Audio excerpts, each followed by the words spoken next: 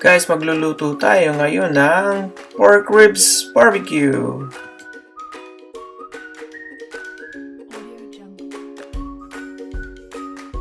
Guys, ito ang mga kakailanganin natin sa pagluluto. Of course, ang ating pork ribs,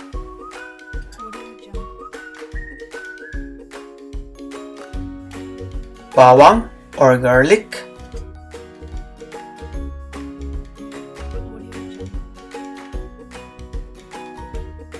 Mamacita's barbecue marinating sauce,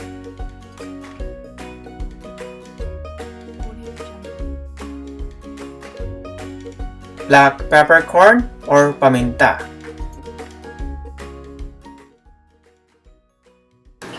Hi guys, ngayon sisimulan natin kung paano mag-mix ng ating marinated pork ribs. So, ilalagay na natin yung pork sa ating pan na gagamitin natin pang marinate. And then, lalagyan na natin siya ng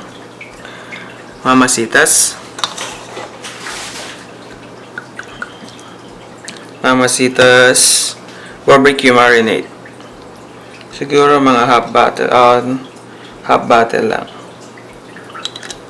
Then, after nun, ilalagay na natin yung ating garlic. Pero mince ko na. Naka-mince na. Lagyan na natin doon sa ating pork. Ayan. Pero mas maraming garlic, mas masarap. So, huwag kayo magtipid sa garlic.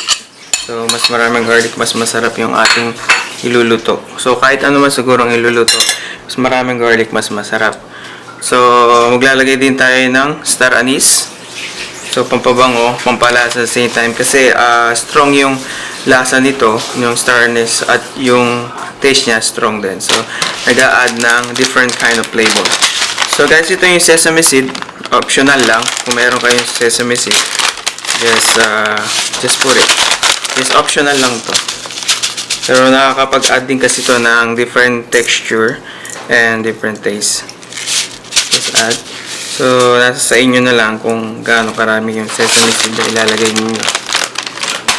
Then after that, yung ating black ground pepper.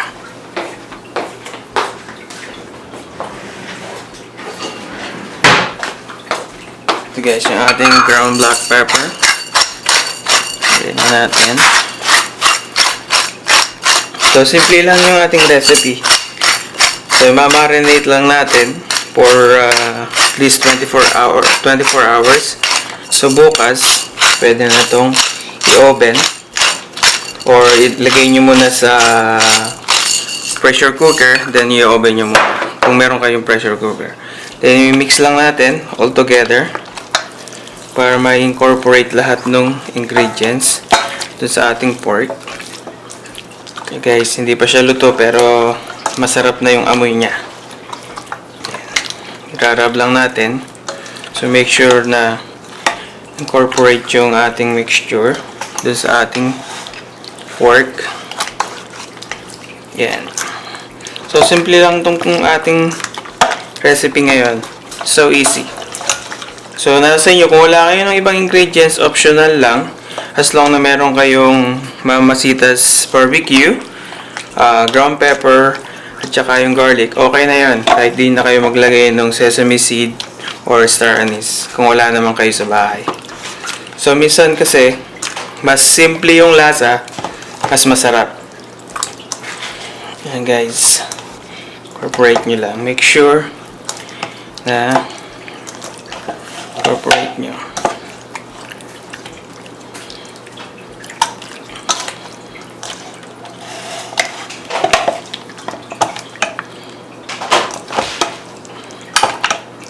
Tapos kung meron kayong knife na matilos guys, ipoke nyo yun sa mga pagitan ng bone para pumasok yung inyong marinade. Kasi kanina hindi ko lang napakita dun sa video, pero pinoke ko na to.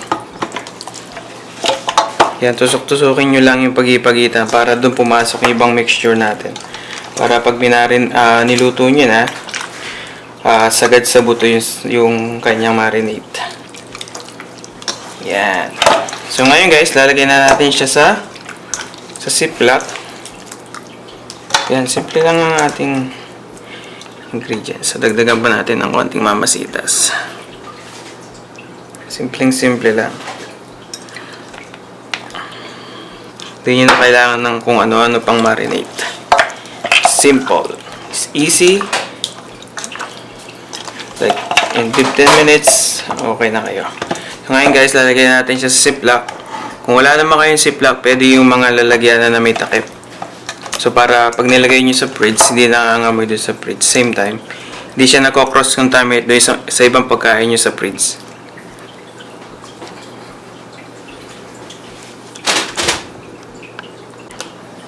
Ngayon guys, lalagyan natin siya sa ziplock. So, meron akong ziplock na malaki. So, big size to. So, lalagyan natin siya sa loob.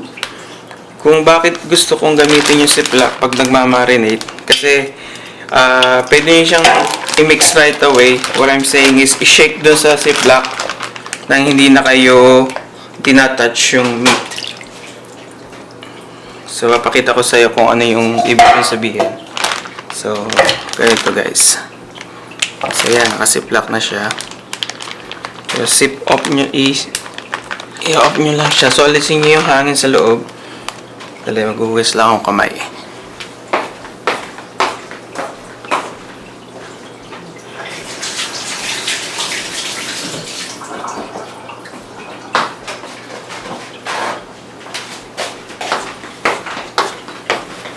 Yan, kung bakit ko gustong gamitin tong ziplock pag nagmamarinate. So, kasi, kuklose nyo siya, pero huwag nyo siya lalagyan ng hangin sa loob. So, i-release nyo yung hangin. Ngayon, zip nyo na siya. To make sure it's close na close. Para hindi siya lalabas yung ating marinade. So, ngayon, bakit ko gustong gamitin yung ziplock pag nagmamarinate? Kasi, pagka nasa rep na, kung gusto nyo i-mix, flip over nyo lang siya. Yan, gaganon nyo lang siya. So, nag-incorporate na yung inyong marinade na hindi nyo inahawakan yung meat. So, madali siyang i-shake. Yan lang guys. So, ngayon, lalagay natin sa fridge. So, maghihintay lang tayong 24 hours para mas lalong masarap yung ating pork. Pero kung nagmamadali naman kayo, alam ko sa rules ng marinating is 3 hours okay na yung inyong pork to cook. But for me, gusto ko kasi na maghintay na mas matagal, mas masarap. So guys, lalagyan natin sa fridge. So, maghintay tayo 24 hours to cook. And guys, see you on the next video to how to cook pork in the oven.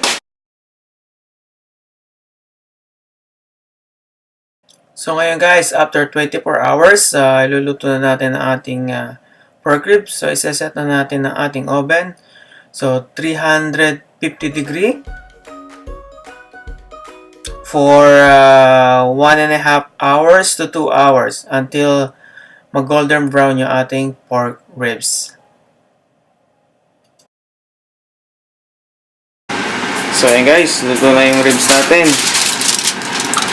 Ayan. So, after 1.5 hour for 350 degree. So, ayan na. Guys, luto na. So, yummy. So, guys, mamaya papakita ko sa inyo. I-plating ko muna. Then, papakita ko sa inyo yung finished product. Ayan.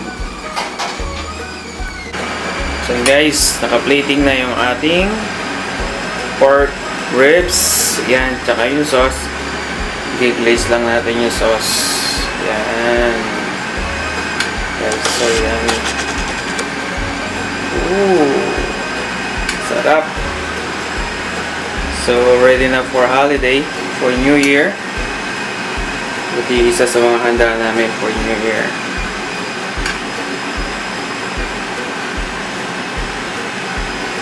See you guys next video. If you like more video, please subscribe, like, and comment. See you next time.